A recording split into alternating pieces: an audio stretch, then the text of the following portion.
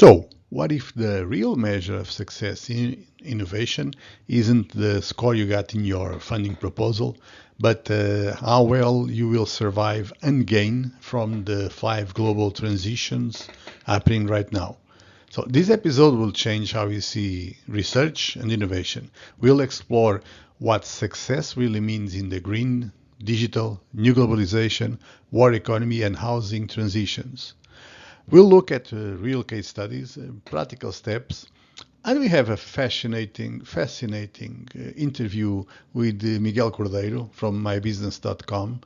We'll talk about connect cities. That's his passion. He's proving that trust-based open data ecosystems can reshape how cities, startups, and researchers work together. So here's the big idea. And actually, this is also the core of my upcoming book, Transition Science in the Economy. Success today is not linear, it's systemic. In the green transition, it's just about turning climate goals into export power, just like Denmark is doing. In the digital transition, it's connectivity as infrastructure. Think about South Korea's data-driven growth. In the new globalization, success is resilience beating efficiency. And we can use Vietnam's regional supply chains to see why. In the war economy, it's innovation born from dual use technology, where security drives new civilian markets. And in the housing transition, it's affordability as a foundation for innovation and entrepreneurship. We can use Austria's cooperative model to show it. So each one hides an opportunity for new research, new business models, and new EU-funded collaborations as well. So together, they define transition science, a framework that connects all five. In the interview with Miguel Cordeiro, he puts it perfectly in our conversation. He says, we want our city hubs to be neutral and open. Every ecosystem owns its data. We just connect them.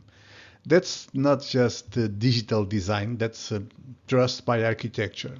I like that expression, trust by architecture. His Connect Cities project shows how data governance, interoperability, and respect for local ownership can actually accelerate innovation. And it also mirrors the principle behind transition science. Open plus replicable, that gives you credible. So here's what's coming in the next episode. We'll build the theory of success in transitions. We'll see how 5 countries made it work in practice. And you'll leave with 5 simple tasks you can apply right now in your proposal or your research report. From quantifying CO2 ROI to mapping consortium diversity, you'll see. Because transformation isn't about knowing more, it's about doing better. So stay with me, because in this episode, you'll get a new lens for your next Horizon Europe proposal. And we'll also have a preview of my new book, Transition Science in the Economy, which is launching November 15th. So this weekend, you want to rebuild credibility in your projects? So start here. Subscribe below, watch the full episode, and let's redefine what success really means in the economy of transitions. And don't miss my new book, Transition Science in the Economy, launching November 15. The link is in the notes, of course.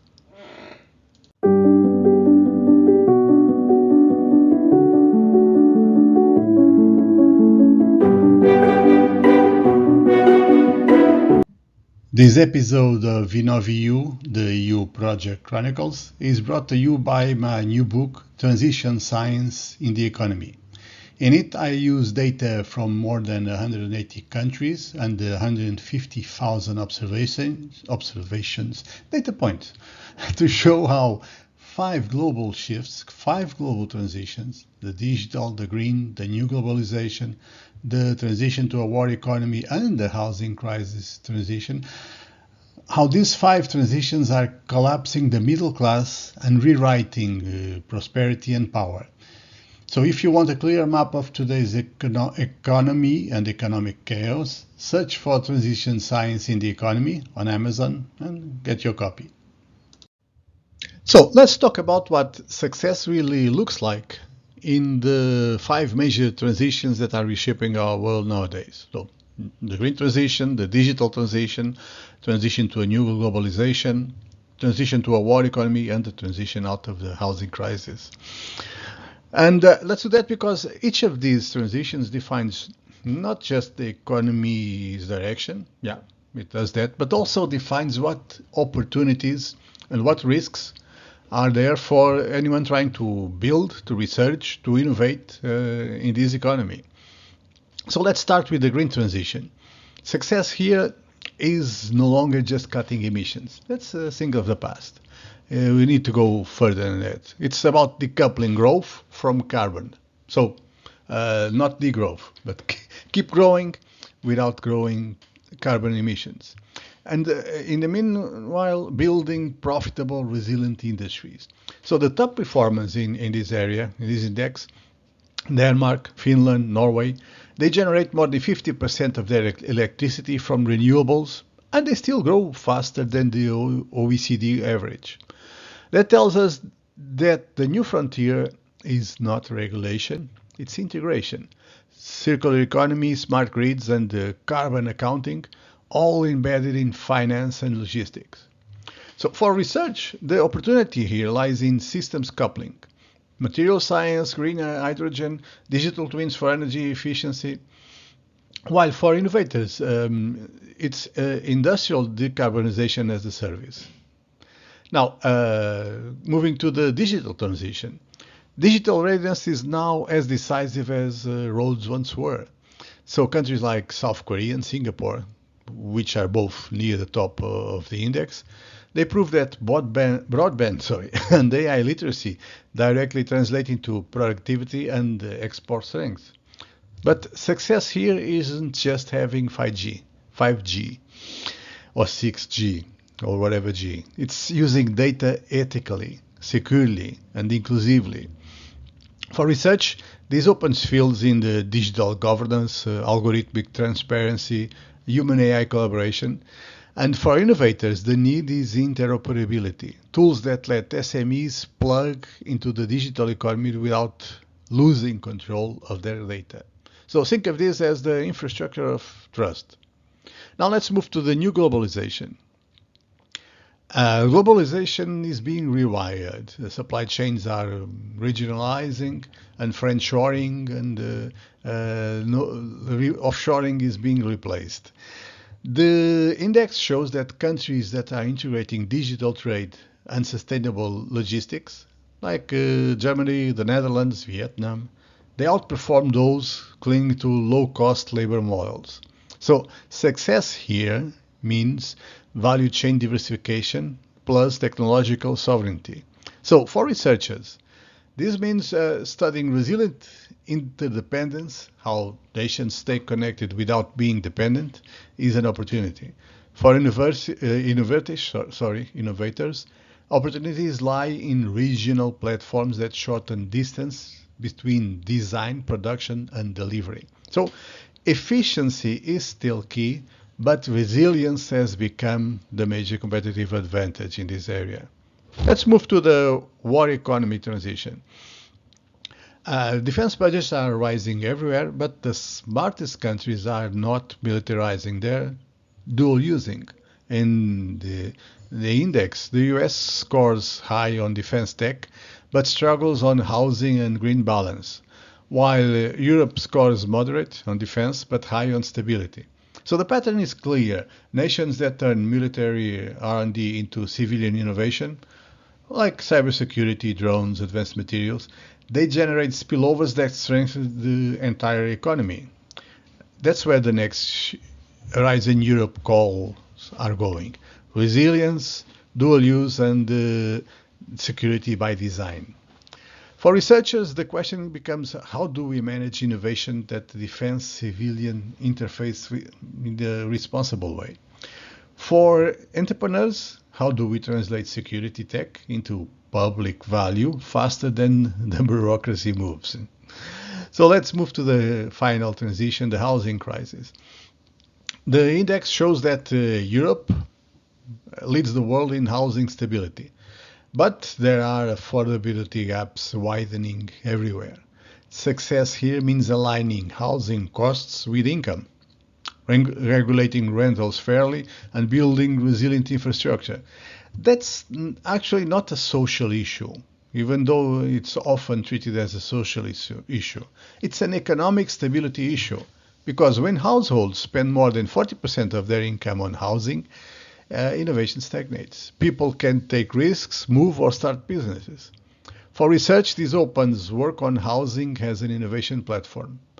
Mobility, credit access, urban planning interact, and the result of that is an opportunity for research. For innovators, it's about model construction. The technology used in the construction industry has a lot of room to improve. Productivity hasn't risen as much as in the whole economy. So AI-driven urban design and circular building materials, those are other opportunities for innovators. So these things don't happen alone. The composite index shows that nations progress fastest when they treat the 5 transitions as a system, not silos. Digital tools accelerate green efficiency, green energy reduces security risks, stable housing strengthens labor mobility, and well, global trade spreads both innovation and risk. So the theory here is simple, but powerful. Success in one transition depends on competence in the others. For policy makers and innovators alike, the winning strategy is integration. So that's the theory. Now let's look at how some countries turn these principles into results. This is where theory meets reality, because transitions aren't abstract. These transitions aren't some abstract idea. They happen in real economies with real trade-offs and real winners and losers. Let's just look at 5 examples, one for each transition, and see what success actually looks like in practice. So starting with the green transition, you can look at Denmark. When you think green transition, think Denmark. In the 90s, in 1990, Denmark depended on imported fossil fuels. Fossil fuels they imported. Today, over 50% of its electricity comes from wind and solar. Somehow they import it as well, but they don't have to pay for the import. But the real story isn't just clean energy that everyone is doing. The real story is about economic design. Denmark turned regulation into an export engine. Vestas and Ørsted, I hope that's the way to pronounce it, are now selling green technology worldwide. So the government co-financed early risk, universities drove research and development, and then private companies commercialized it fast. That's what success looks like when climate policy creates markets, not just rules. So the innovation takeaway here is clear. Green startups don't compete with industry, they redefine industry. The research takeaway is, the next big question isn't how to decarbonize, but how to scale the circular economy profitably. Second example, digital transition, let's talk about South Korea and the use of speed as a strategy. It's not just the world's fastest internet, it's there, yeah, but it's also the mindset. From the late 1990s, Korea treated broadband as economic infrastructure.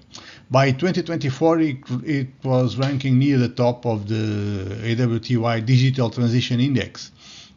And public-private partnerships were rolling out fiber nationwide. Schools introduced coding early, and SMEs got AI subsidies. So the result of all this, entire industries are digitized, from logistics to beauty tech, strong in Korea. And Korea became a top global exporter of both culture and code. So there's an innovation takeaway I can take from here. Digital advantage compounds. The more digital you are, the faster you adapt. And there's a research takeaway I also propose, how digital literacy drives export diversification is now one of the hottest fields in economic development research. Economic development research. Third example, new globalization. Let's look at Vietnam. Uh, Vietnam's story is globalization 2.0. Instead of chasing cheap labor, it built resilience, interdependence. So after 2010, Vietnam joined trade pacts like RCEP and shifted into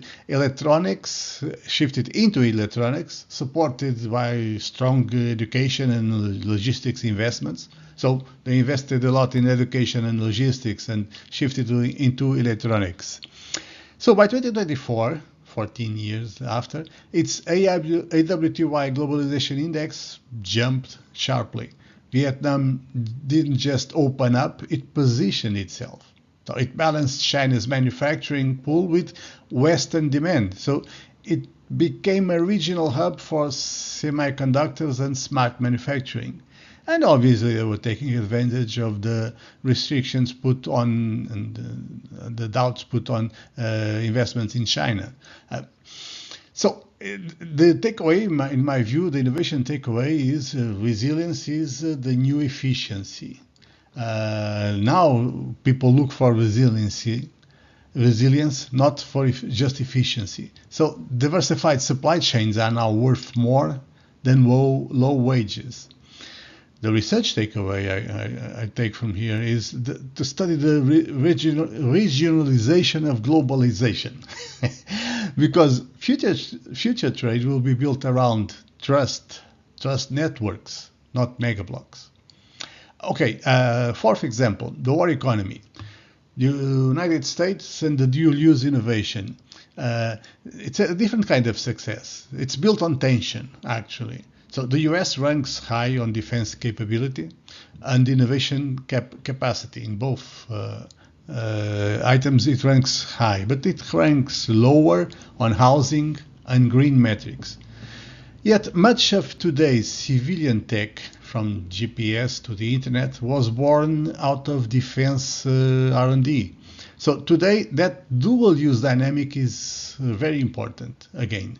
AI, cybersecurity, drones, advanced materials, all these areas are being developed with both defense and civilian purposes in mind. So this is what economists call a spillover transition. Military innovation re-entering civilian life at scale. For me, there's an innovation takeaway here. Dual use is the 21st century industrial policy. There's also a research takeaway. The frontier lies in managing the ethics, how to ensure that defense-driven innovation strengthens society rather than divide it. That would give us a long discussion, so let's move to the fifth example, the housing transition. Let's look at Austria. It's not a flashy tech hub. It ranks among the top 5 in the Housing Crisis Transition Index alone. Why? Because it treats housing as infrastructure, not speculation. Nearly 40%, 40, of housing in Vienna is publicly owned and cooperatively managed. So that keeps rents stable, unlike many other places like Lisbon. That prevents bubbles, unlike many other places, and that allows younger generations to save and invest in education and entrepreneurship instead. So Austria's success is about balance, a regulated market that still encourages private investment, but also protects citizens from volatility. My takeaways for innovation, affordable housing is economic infrastructure. It fuels talent mobility and startup ecosystems. Second, my research takeaway, housing policy is the hidden engine of national competitiveness. And many countries are taking their time to understand this. So my closing reflection about this, there's a pattern behind success. When you zoom out across those 5 stories I just told, there's a clear pattern that emerges, in my view. Success in transitions isn't about doing more, it's about doing better. Denmark links climate and competitiveness. Korea links infrastructure and inclusion. Vietnam links globalization and governance. The US links security and innovation.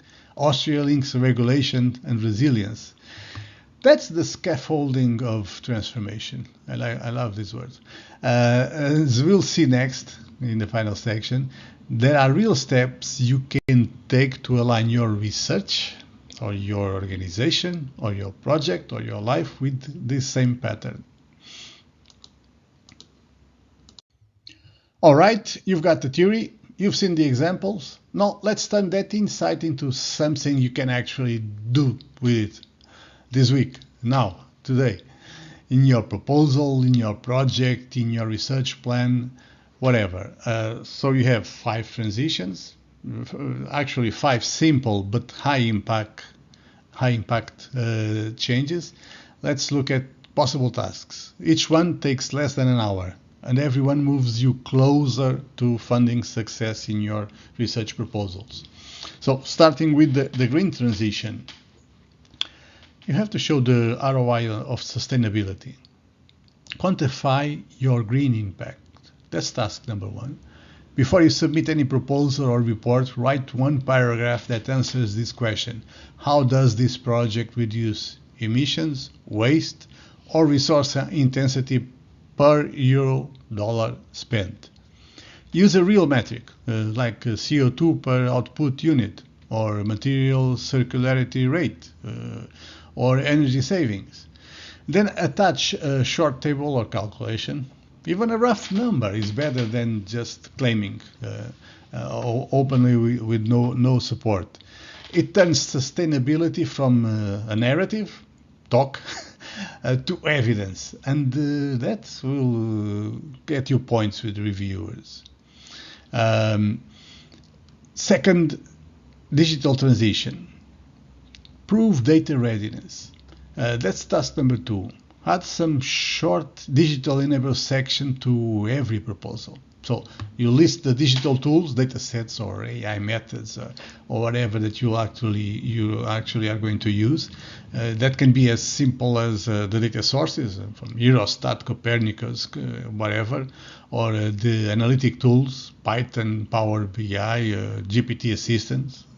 Doesn't matter, or expected digital outputs like dashboards, open data repositions, whatever. And why does this matter? Because reviewers will be able to check the capacity for digital transition in the cross-cutting priorities that every open call now lists. So don't just say it. Don't just say that you are completely aligned to the cross-cutting priorities. Don't just say it, show it. Number 3, new globalization. Map your partnership footprint. Draw a 2x2 matrix, north-south, small-large, depends on your call, on the call you're writing a proposal to. So your goal in here is that you have at least one partner in each quadrant. And that mix will prove resilience. It will tell reviewers you can handle disruption, local adaptation, scale, whatever. And if you're missing a box, that's the kind of partner you need to search for. You can use AI-powered mapping tools like the Smart Proposal AI you'll find in the links, and find that missing type. 4. That's number 4, the war economy. You need to add a resilience and security layer to your proposal. Ask yourself, if this project stopped tomorrow, what essential capacity would Europe lose? Or would this country lose? Whatever, depending on the call. And then describe how your tech, your method, what you're doing could serve both civil and security needs, whether in energy, cyber, infrastructure, health, whatever. That one paragraph can make dual use eligible, can unlock eligibility for your proposal. And for resilience calls, and that may be important. It may impress evaluators that will score you better. 5, final. For the housing crisis transition. Translate benefits to households, demonstrate the human impact of your project. So every transition affects people's cost of living, people's housing, or well-being. So in your impact section, include a short scenario. For an average household, this project will reduce monthly costs by X% or free up Y hours per week. Concrete, relatable numbers turn technical research into something that is social value. And that's what evaluators will understand better.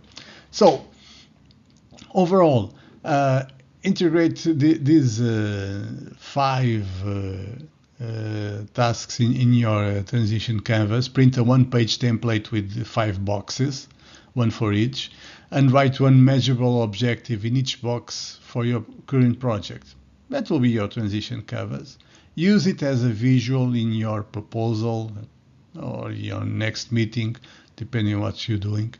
It instantly and visually communicates what your team thinks about exactly what the reviewers want to see. Okay, so closing. Do just one of these tasks today and you'll already be ahead of 90% of applicants. Because theory, as you know, theory is great, but transformation only happens when you act on it. And when you start seeing those results in your scores or in your projects or in your publications, you'll know you're not just talking about transitions, you'll be driving them. Don't miss my new book, Transition Science in the Economy, out already and available on Amazon. Hope to see you soon. This episode of InnovEU, the EU Project Chronicles, is brought to you by my new book, Transition Science in the Economy. In it, I use data from more than 180 countries and 150,000 observations, data points, to show how 5 global shifts, 5 global transitions, the digital, the green, the new globalization, the transition to a war economy, and the housing crisis transition, how these 5 transitions are collapsing the middle class and rewriting prosperity and power. So if you want a clear map of today's economy and economic chaos, search for Transition Science in the Economy on Amazon and get your copy. So welcome back to InnovEU, the EU Project Chronicles. Welcome, Miguel Cordeiro. Thank you for being here. Welcome to the podcast. So we are always interested in talking to people who have a strong commitment and experience with research and innovation, and that's been clearly your case.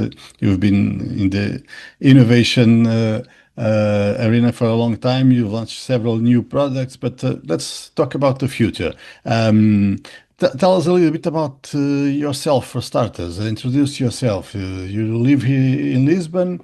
Who is Miguel Cordeiro? Yes. Thank you, Fernando, for this opportunity. Well, I live in Lisbon. I have a passion for technology, and also besides technology, which is my passion, I also work, and I have 2 kids, also 2 incredible kids. I also work in media. Because I manage an entrepreneurship portal, empreendedor.com, here in Portugal, which is very interesting and enables me to be very connected to the entrepreneurial ecosystems.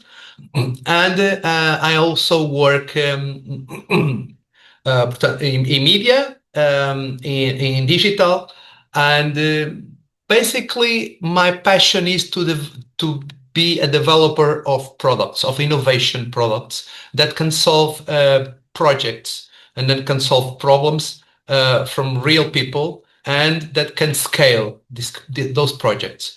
Mm-hmm. And and that's what I do. I am an engineer in computer science engineer. So all my life has been experienced that and putting my knowledge to proof. To the service of To the community. That's service, yes. the political correct way to put it. Yeah. Well, you've been working with the Polytechnic University of Lisbon for Yes. some time. You had the Mhm. opportunity, and I thank you to talk with my students in different lectures and Mhm. conferences. My pleasure. You know the university, but have you ever heard about the European Alliance in which university is involved, the Eureka project? Yes, definitely. I've heard of it for I think at least 6 months, 1 year ago, and I've followed your work, and I know that that project is very interesting because well, it connects the universities and and and and well provides opportunities for the stakeholders of those universities and the stakeholders of the project to propose and to develop projects in several areas which I think are related to smart cities. Mm. Well, one of the things I like in that project is that they define what the smart city is. Before we start working on it, we need to know what it is. And one of the dimensions is let's call it the connectivity, the capacity to connect with the rest of the world. Let's put it this way, and learn from the rest of the world and Yeah, share experience. definitely. So connect. And that's an area where you have interesting experiences. You've been working with different cities across the world, and you have your own product, your own project in that area. Will you tell us a little bit about it? Yes, yes, sure. We have our main digital product or project, which is called mybusiness.com.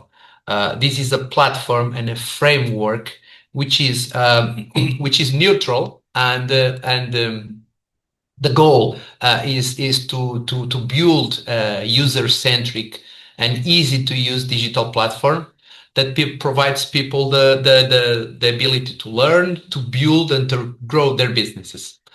So this is the digital platform that we're developing. Inside that platform, we can work with the different projects, and the thing that you said about the connectivity is the thing that we want to work most. For some time, for the past year, we have developed a project which is called Connect Cities. This is a project that the goal is to provide bridges between city ecosystems globally and to help the stakeholders.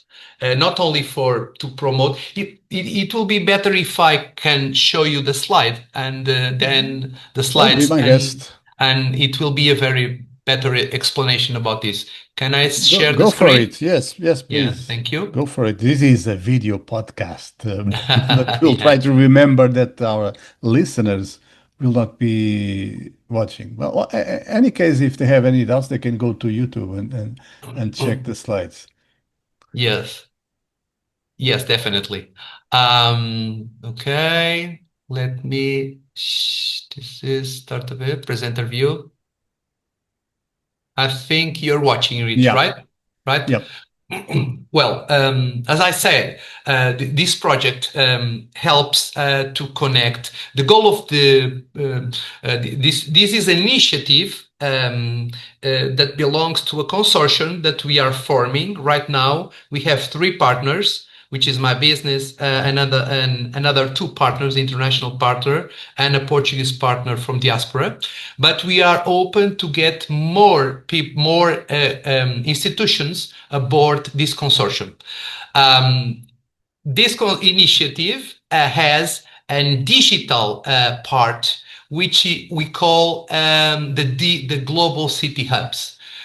Which is basically a digital service that we are providing for city hubs, but not only for city hubs, but for city hubs, for the ecosystem, for SMEs, and for the people in general. Let me explain. So basically, what is a city hub? A city hub is an online gateway designed to showcase the city innovation systems, the city innovation ecosystem. The main goal is to help first to promote the city innovation system globally and to connect them to other ecosystems, but also to attract top talent, to facilitate market entry to the city, founders and also SMEs that want to grow, and to engage with more foreign direct investment for the city. This also enables SMEs and startups from the city or from the region to expand to other global markets, because the goal is to have an interconnected network of city hubs. So basically, we have 4 types of partners here, which is the city administration. I'm going to skip this slide very fast because it might not be so Sure. important. But this is, we have 4 levels, which is the city administration. We have the hubs, which are the incubators, the universities, the research centers and everything. And then we have the businesses, the ones that want to inbound or outbound to other international markets, the founders, the SMEs and corporations and NGOs. And of course, we will have also partners in this network. So we have a very direct value proposition. I will only focus on the city, for the value proposition for the city, for sake of time and to explain other things. So basically what I said is promote the city globally, drive market entry, enhance market entry and attract talent, and to boost foreign direct investment. How do we do that? With showcasing the ecosystem, helping with tools that enable market entry.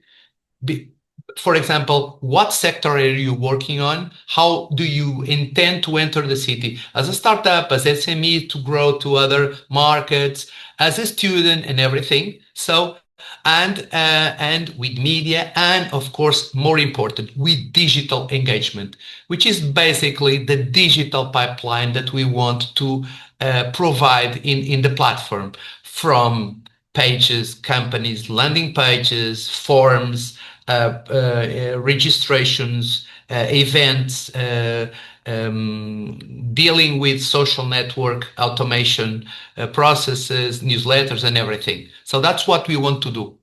Of course, we also have a value proposition for hubs. This will be available also for you. And a value proposition for businesses also. So what I'd like to present here, which is more interesting, I think, Fernando, is that we are signing, we have made an agreement with the government of Emirates, because we're working with a large event in the Emirates, which is called AIM, Annual Investment Meeting, Congress, and we are implementing this hub. The Dubai City Hub will be the first hub to be implemented. We have also another 3 that we are starting now that we'll explain later. So basically, this is basically a showcase what we have. We have the main ecosystem hubs, which are the universities, the support ecosystem for startups, the SME and growth startups, the Chamber of Commerce, everything, innovation. We want to have all these, the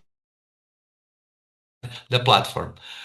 We also want to make the platform that engages the people that wants to do market entry, so that they can go through their sector, they have a custom experience, a customer of advice of their sector and their position as a company, as a founder and everything. So we want to work that also. We also want to work with the main events from the city, especially events that deal with internationalization of startups or internationalization of businesses and SMEs and market entry. And the platform will have also a set of digital resources to help people to make the most of the market entry pathway to the city, how you can get partnerships, how you can create your company and everything, what are the main events and everything. So we want to do basically very easy guides that show people how to do that, how to get the best events, which sector they want to, and which entity they will need to talk to, so that they can better have success in that market. The platform also will showcase statistics and information about each sector, about what are the ways that the city is growing, the ecosystem is growing, the market is growing, where to go and everything. So we call this business intelligence, okay? And it will have, as it is integrated in the My Business platform, it will have a set of business digital processes from media, news, from the own platform of the city hubs. Each global event will have their own network also, information, a marketplace of opportunities, an academy if that is needed. Not every hub will have that, but it depends on what they need also. We would like very much to work in each city hub with an entity. It might be the city hall, it might be the city development economic entity, it might be a very important entity inside, it might be a consortium, but we want these city hubs to be managed by them, not by us. So you have one. Let me interrupt you just to make a question. The idea is to have one hub like this with all these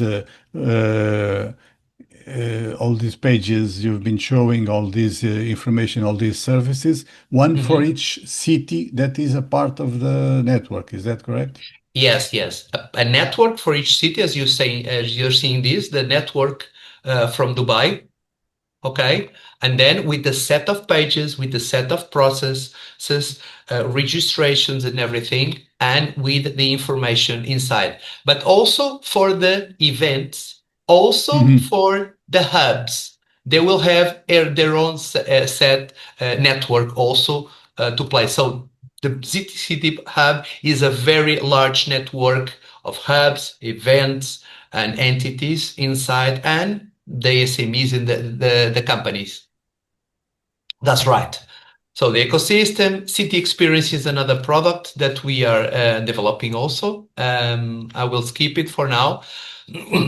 One thing which is very interesting also that has been asked from many people is the Twin Cities case project. So we also can develop, if we have two city hubs, we can develop a twin city project inside this.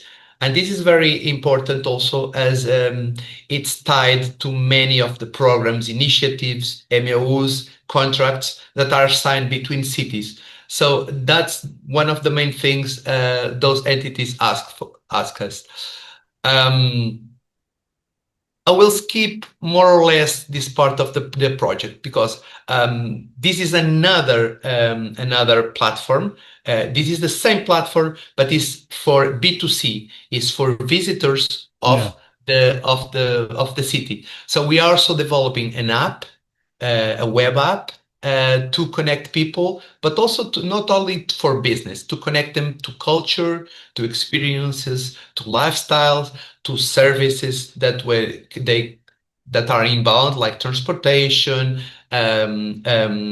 payments, and everything. So this is all. We have also a client for this, and we also hope to implement this for the Dubai. This is not set in stone right now, but we also want to implement. So basically, we want also to build the digital gateway for the city's culture, lifestyle, and business opportunities, and helping to engage inbound international visitors, but not only, also the people that are resident in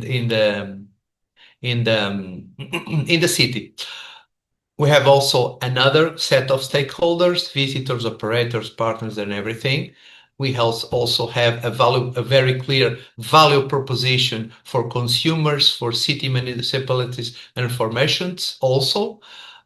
Because we want to do what we want to do with these digital platforms is to be neutral and to be open, because every platform that we do work as a web services. So we have data centers in Holland, in the Netherlands, in Amsterdam. We have data centers in Lisbon. I hope we have later this year data centers also in Abu Dhabi. We're working for that.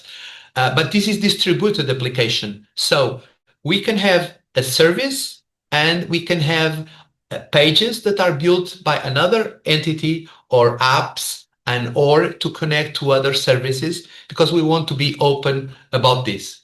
And also the data is from the entities. So the data is from the ecosystem hubs, from the city hub.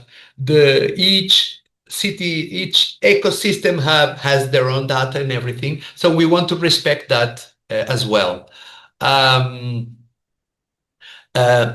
this is part of the same infrastructure of the city hubs, but it will have an app, as I said, a desktop application also, and we are also planning to have a city card, a city blue card, which is basically a card which is a loyalty card, but can be a payment card or or gamification card, which is basically a loyalty card also. So we're working also with a client to do this. So of course, and then we have the network, the digital infrastructure that we have in Holland and in Portugal, and we can extend that as we want. Because many cities will want to have their own data center, their data in their own data center. So we can have that, and we also can extend the applications that we have for them in their own code environment or data center environment. So basically, I will skip these slides. This is the app, which we divide in logistics, lifestyle, culture, and everything. This is what we're planning also. The City Blue Card, to pay for tourism, logistics, banking, and everything. And what we want, and I won't skip these two slides because they are very interesting. So what we want is to build a pathway that we also want to build with the city hubs. We're working on that pathway for the people to be welcomed, to have the basic logistics services, and also to discover the city and to experience the city and to remain connected. Because one of the main difficulties today is to have an app or to have a website that keeps the user active, connected and active. And that's what we want to do with this. So this is an example of the visitor journey. We're also developing a visitor journey for the city hubs, which will be several ones, because it depends if it's a founder, if it's an SME and everything. So we are developing the visitor journey. with 4 steps. And to finalize this, we have a roadmap of cities that we're developing. We're developing now Dubai, Lisbon, and Madeira, which are the cities that we have basically an understanding. Lisbon, we are developing each ourselves. We don't have a partner for now, but we are open to partnerships with a university if that is the case, because we don't want to manage or basically to own the data. We want others to do that. So we are also open to that. And of course, we plan more cities. We plan 1 city in Africa, 2 or 3 more cities in Europe, and we also are planning to do a city, 1 city at least in Asia, which will be Singapore, and in Africa, I will tell you that we're planning to do Egypt, Cairo, which is very promising. It's one of the big 4s in Africa, which is Egypt, Kenya, South Africa, and Nigeria. Sorry, and we hope to work on that. We don't want to leave other ecosystems outside the box. And to finalize, I think it will be very interesting if we can work with the project that you're in, which is Eureka, on having more city hubs or more universities inside the platform, and see how we can help to provide value, to provide impact, and of course to provide sustainability for us, for the stakeholders. But the most important thing is impact and value, and that's what we want to do. That's always determinant, the value provided. But let me ask you a question about that. Sure. I didn't understand. Is there a limit to the number of hubs you can have? Is there an upper limit to that? No, that there is number? no limit, whatever, no limit. And even physically, we can have hubs that are located in one server and in another server. So there is no limit to that. Okay, because the way you put it, you mentioned you wanted 2 or 3 more in Europe. I was in that. City hubs. Yeah. No, there is no limit. There is no limit. We probably will make a differentiation between global city hubs and regional city hubs, because normally cities which are less than 250,000 or 500,000 are not cities which normally attract international visitors and everything. So we'll have a different set of features for that.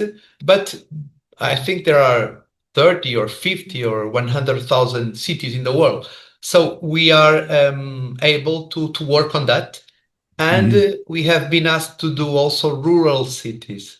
So that's different. That sounds quite different. Yeah. One more question. Yes. You mentioned you want the hubs to own their own data.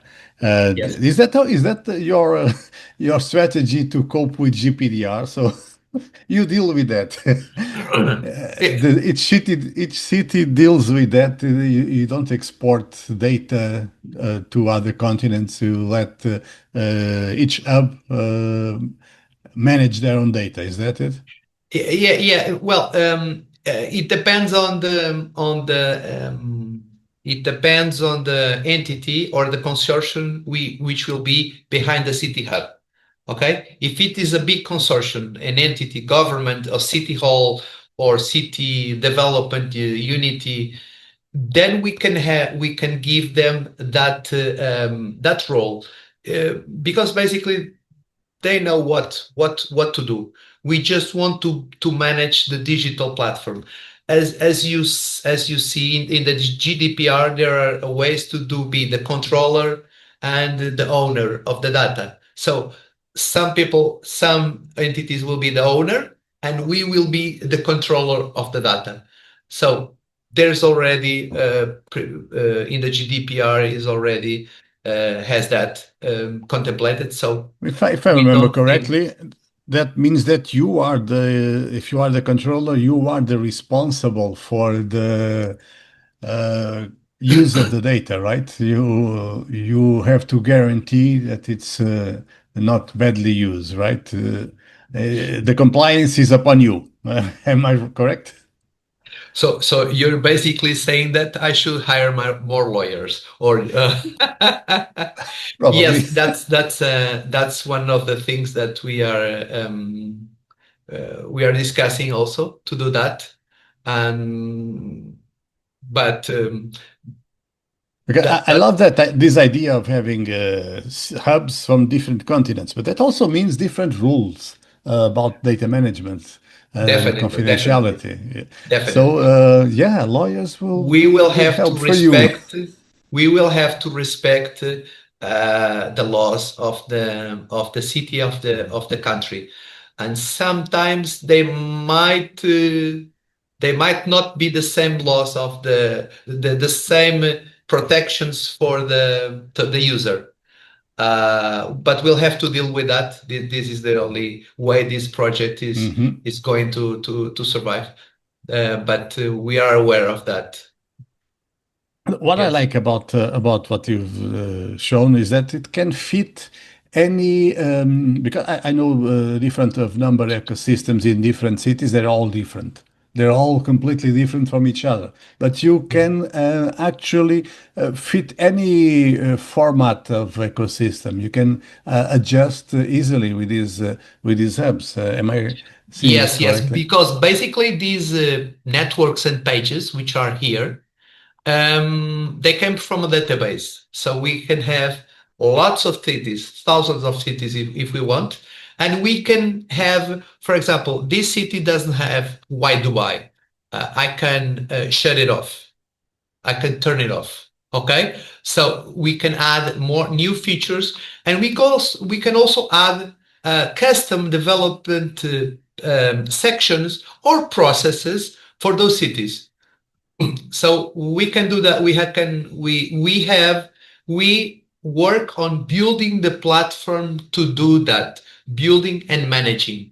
Okay, we don't want to manage the data for this Hmm. project, for the Connect So Cities yeah. project.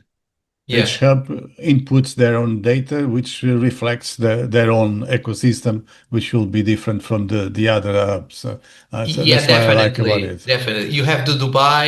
This is the media part, as you say. Mhm. This is the media. You have the Madeira Island, which is the same here, but you will have this. We're developing the New York hub.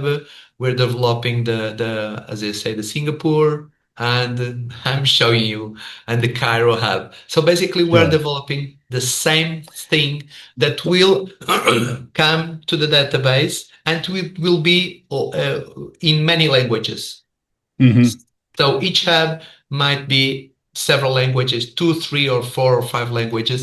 So that's what we want to do, and And to each hub be efficient. you'll have different, you'll be dealing with different partners in each hub. You'll have different Definitely. entities working in some, Their own maybe network. They will have their own municipalities. network of hubs. Yeah, definitely. So tell me, Miguel, what Yes. are your plans for the future? I know you want to develop this project. You clearly are enthusiastic about it.